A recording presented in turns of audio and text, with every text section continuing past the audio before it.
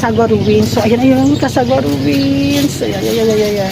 And then, bago ka makapasok dito, meron silang entrance fee and 20 pesos lang naman yun. Tsaka parking fee pala, sorry, is 20 pesos. So, sisilip na kami sa Casagua kasi dati nakikita ko lang talaga sa internet yan ngayon.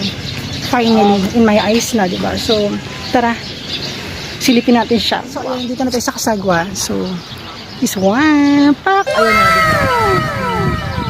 Ayan.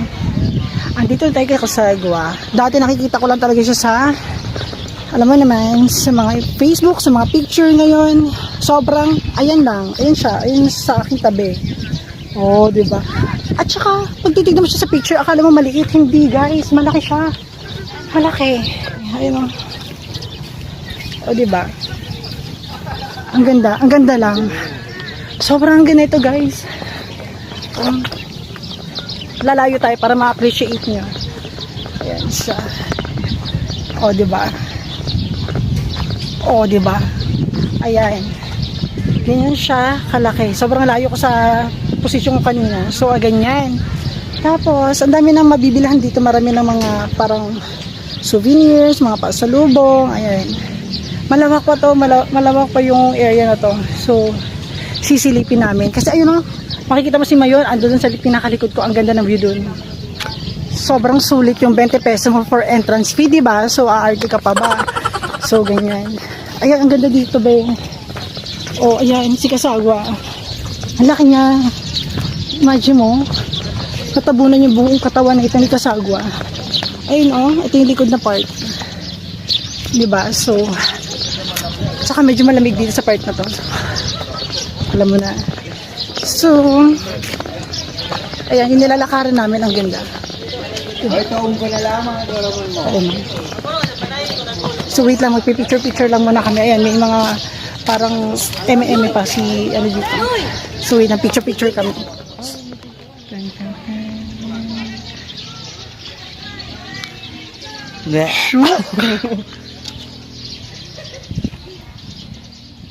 Hello mga ka-Diyos. So ayan, nagpapahinga na lang kami dito sa may parang booth nila. So si Casagua, ayun, yung pinakasimbahan na yun.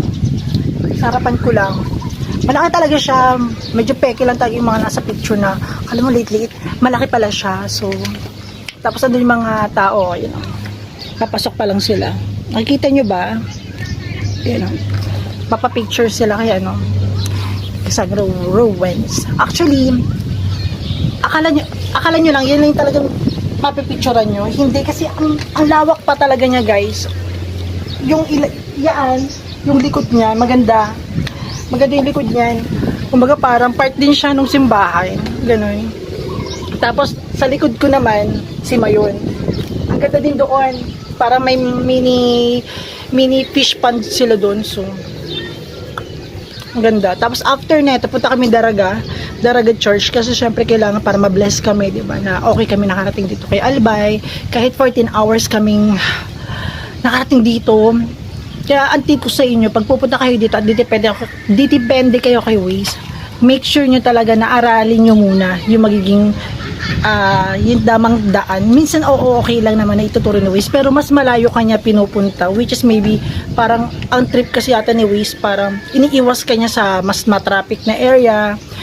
The problem is mas tumatagal ka, sobrang ang layo, diba? Ang layo.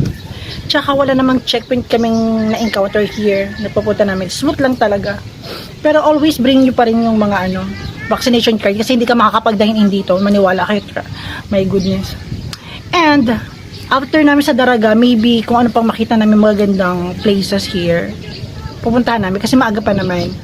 It's still 11, so mahaba pa ang oras para makapagliwa-liwa kami dito, diba? So